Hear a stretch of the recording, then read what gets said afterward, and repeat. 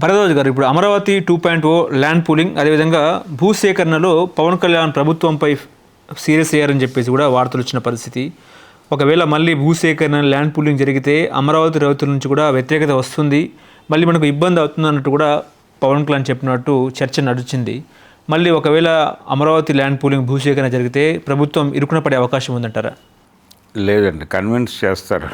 Convince ఎందుకు చేస్తారంటే, land pooling ఎందుకు చేస్తున్నాడు ఆయన కోసం చేయట్లేదు, అభివృద్ధి అనే పేరుతో చేస్తున్నాడు. దేనికి అభివృద్ధి? స్టేట్ అంటే ప్రజల అభివృద్ధి కావచ్చు, రాష్ట్ర అభివృద్ధి కావచ్చు, ఇవన్నీ కూడా దేంతో సాకారం అవుతాయి అనుకుంటున్నారు అందరూ? పెట్టుబడులు రావడంతో సాకారం అవుతుంది. పెట్టుబడులు ఎవరు తెస్తారు? కార్పొరేట్ శక్తులు తెస్తాయి, విదేశీ కంపెనీలు వస్తాయి, విదేశీ కంపెనీలు పెట్టుబడులతో వస్తాయి. ఇది కదా నెరేటివ్. మరి వాళ్ళు పెట్టుబడులు పెట్టడానికి వచ్చినప్పుడు వాళ్ళకి ఇవ్వడానికి స్థలాలు ఉండాలిగా వీళ్ళ దగ్గర. ఆ స్థలం కోసం విపరీతంగా ల్యాండ్ బ్యాంక్ ఏర్పాటు చేసుకుంటున్నాయి అన్ని ప్రభుత్వాలు. కేంద్ర ప్రభుత్వం వక్ఫ్ బోర్డుని ఎందుకని కంట్రోల్లో తీసుకుంది అంటే, వాళ్ళకి విపరీతమైన ల్యాండ్ బ్యాంక్ ఉంది. దాన్ని తన కంట్రోల్లోకి తీసుకుంటే తను కార్పొరేట్లకి ఎక్కడో చోట ఫెసిలిటేట్ చేయాల్సిన పరిస్థితి వచ్చినప్పుడు ఈ ల్యాండ్ వాడేద్దాం అనే ఉద్దేశంతో ల్యాండ్ బ్యాంక్ పెంచుకోవడంలో భాగంగానే వక్ఫ్ భూముల మీద కంట్రోల్ తీసుకున్నారు. గతంలో దేవాలయాల తాలూకా భూముల మీద ఎలాగైతే కంట్రోల్ తీసుకున్నారో అలాగే ఇక్కడ కూడా కంట్రోల్లో తీసుకున్నారు. ఇలాగే ప్రతి చోట జరుగుతుంది. ప్రతి ప్రభుత్వము, తెలంగాణ ప్రభుత్వం కూడా ల్యాండ్ అంటే ప్రభుత్వ భూముల పరిరక్షణ కోసమే, ల్యాండ్ బ్యాంక్ కోసమే హైడ్రా పెట్టింది. హైడ్రా పెట్టి ప్రభుత్వ భూముల పరిరక్షణ, అది మా తక్షణ కర్తవ్యం అని చెప్పాడు ఆయన, హైడ్రా రంగనాథ్ గారు. కాబట్టి ఈ ల్యాండ్ ప్రభుత్వ భూముల పరిరక్షణ కార్యక్రమం, ల్యాండ్ బ్యాంకింగు చూసుకోవటం, ఈ రెండు పనుల మీద కేంద్రీకరణ ఉంది అందరికీ. ఈ కార్యక్రమంలో భాగంగానే చంద్రబాబు నాయుడు గారు ముందు చూపుతో ఇంకో 40,000 ఎకరాలు తీసి పక్కన పెట్టేసుకుంటే ఎవరు వచ్చి అడిగినా ఇవ్వడానికి ఇబ్బంది లేదు కాబట్టి హ్యాపీగా ఇచ్చేయచ్చు, అలాట్మెంట్లు ఇవ్వచ్చు. అలాట్మెంట్ ఇచ్చాక ఎలాగూ ఆయనకి మీకిది మాకది పద్ధతి ప్రకారం ఆయనకి రావాల్సినవో ఆయనకు వచ్చేస్తాయి. ఇక్కడేమో ప్రజలది అని చెబుతున్నటువంటి ప్రభుత్వ సంపద అంతా కార్పొరేట్లకి కట్టబెట్టడం అనే విషయం మీద డిఫరెన్స్ ఉంది పవన్ కళ్యాణ్, కానీ నేనైతే అనుకోవడం లేదు. పవన్ కళ్యాణ్ ఆ విషయంలో ప్రభుత్వంతో ఘర్షణ పడే పరిస్థితి కూడా అంతకంటే లేదు. ఆయన చాలా క్లియర్గా ఈ విధానాలన్నీ, ఈయన చంద్రబాబు నాయుడు విధానం మాత్రమే కాదు, అది కేంద్ర ప్రభుత్వ విధానం కూడా అదే. ఎవరు ముఖ్యమంత్రిగా ఉన్నా చేయక తప్పని పరిస్థితి. అందుకని పవన్ కళ్యాణ్ కాదు, ఎవరు దీన్ని అడ్డుకునే పరిస్థితిలో లేరు, ఆలోచనలో అంతకంటే లేరు. చాలా స్పష్టంగా వాళ్ళు ఈ ల్యాండ్ బ్యాంక్ పెంచుకొని కార్పొరేట్లకు అప్పచెప్పడం కోసమే 40,000 ఎకరాల ప్రోగ్రాము ల్యాండ్ పూలింగు అనౌన్స్ చేశాడు ఆయన. దాదాపు 1,500 గజాల స్థలంలో, 1,500 కాదు ఇంకా ఎక్కువే, అంటే ఒక రైల్వే స్టేషన్ కోసం దాదాపు 2-3 ఊళ్ళని ఖాళీ చేయించే ప్రయత్నం చూస్తున్నాం అమరావతిలో. విజయవాడ రైల్వే స్టేషన్ని మించిన రైల్వే స్టేషన్ కడతామని చెప్తున్నారు అక్కడ.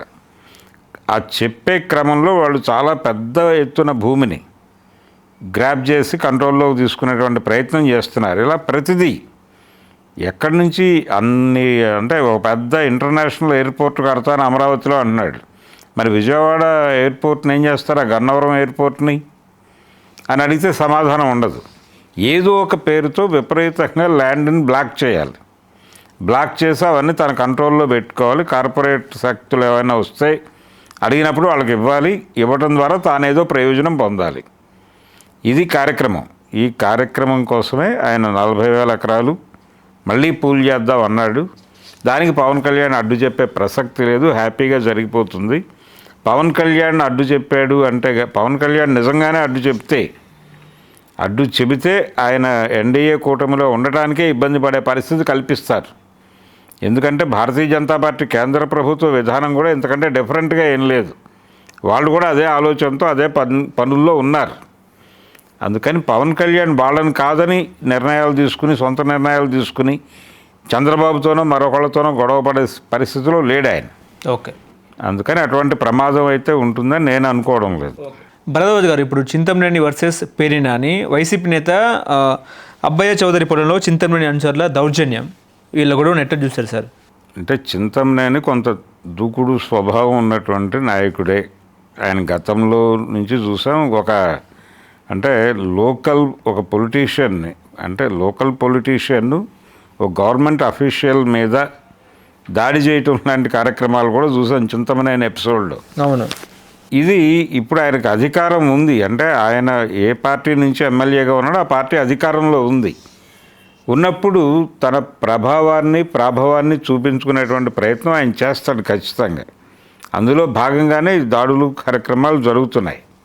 ఈ దాడుల కార్యక్రమాలను అడ్డుకోవటానికి ఇటువైపు నుంచి ఏ ప్రయత్నం జరగాలో, అంటే ఆ ప్రాంతంలో, ఇప్పుడు ఆయన ఉన్నటువంటి ప్రాంతంలో ఆయన మీద విమర్శలో మరొకటో చేయడానికి ఎవరు లేరు కాబట్టి పేర్ని నాని గారు ఆ బాధ్యత భుజాన్ని వేసుకుని ఆయన కొంచెం ఎక్స్పోజ్ చేసే ప్రయత్నం చేస్తున్నాడు. ఈయన ఈ ప్రయత్నంలో రాజకీయ దాడి ఇక్కడ చేస్తున్నాడు, ఫిజికల్ దాడులు అక్కడ జరిగిపోతున్నాయి చింతమనేని నాయకత్వంలో. కాబట్టి రెండింటినీ కంట్రోల్ చేయాల్సినటువంటి పరిస్థితి పేర్ని నానికి వచ్చింది. అవి కంట్రోల్ చేయడానికి ఆయన పద్ధతిలో ఆయన యుద్ధానికి తెరదీసి మాటల యుద్ధం చేస్తున్నాడు. ఓకే, మాటల యుద్ధమే, ఇది జస్ట్ మాటల యుద్ధమే.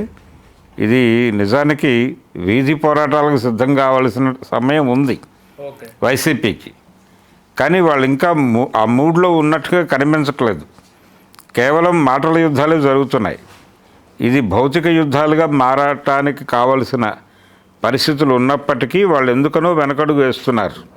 ఓకే, భరద్వాజ గారు, ఇప్పుడు ముఖ్యంగా అమరావతి విషయానికి వస్తే అమరావతిలో దాదాపుగా 4.5 లక్షల పింఛన్లు అవుట్ అన్నట్టు కూడా వార్తలు వస్తున్నాయి. దాదాపుగా దొంగ సర్టిఫికేట్లతో పింఛన్లు క్రియేట్ చేసుకున్నారని కూడా మాట్లాడుతున్నారు. ఎట్లా చూస్తారు సార్? నిజంగా జరిగిందా లేదా స్పెక్యులేషన్ అవుతుందా అంటే ఏం చెప్తారు?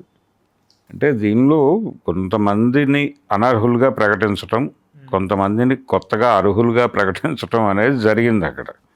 ఈ అనర్హులుగా ప్రకటించిన వాళ్ళ మీద వాళ్ళు గతంలో అధికారంలో ఉన్నటువంటి పార్టీకి సన్నిహితులు అనేది కూడా పనిచేసిందా, రాజకీయ కక్షపూరిత చర్యగా దీన్ని చూడాలా అనేటువంటిది ఇప్పుడు అక్కడ జరుగుతున్నటువంటి చర్చ.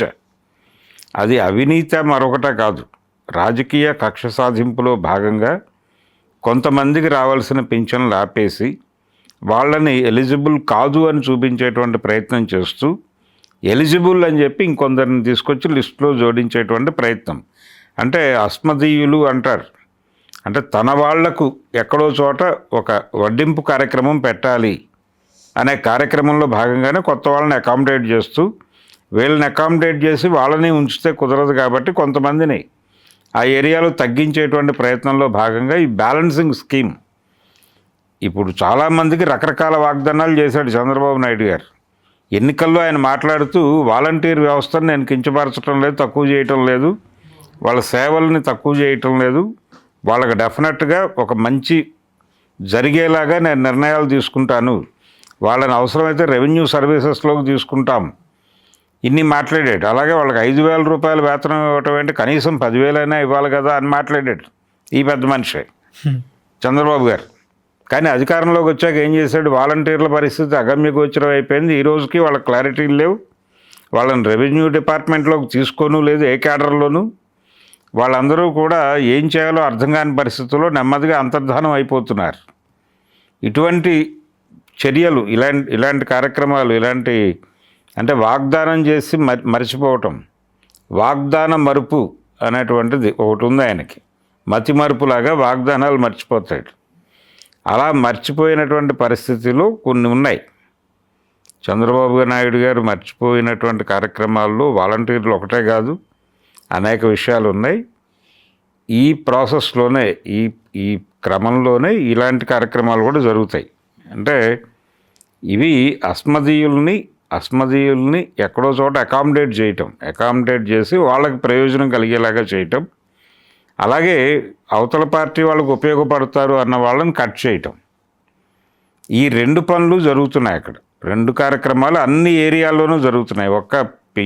ఇప్పుడు మీరు చెప్తున్న సంక్షేమ పథకాల వ్యవహారంలోనే కాదు, ప్రతి ప్రాంతంలోనూ తన పార్టీ వాళ్ళని అకామిడేట్ చేయడానికి ఆయన ప్రయత్నం చేస్తున్నాడు చాలా క్లియర్గా. ఆ మేరకు అవతల వాళ్ళని పక్కకు జరిపే ప్రయత్నం కూడా కాన్షియస్గానే చేస్తున్నాడు. ఓపెన్గా మాట్లాడుతున్నారు కూడా వాళ్ళు. అందుకని ఆ కార్యక్రమం అలాగే జరుగుతుంది. ఇది రాజకీయ కక్ష సాధింపు చర్య అనుకోవడంలో ఏ విధమైనటువంటి తప్పు లేదు. అది ఖచ్చితంగా రాజకీయ కక్ష సాధింపు చర్య.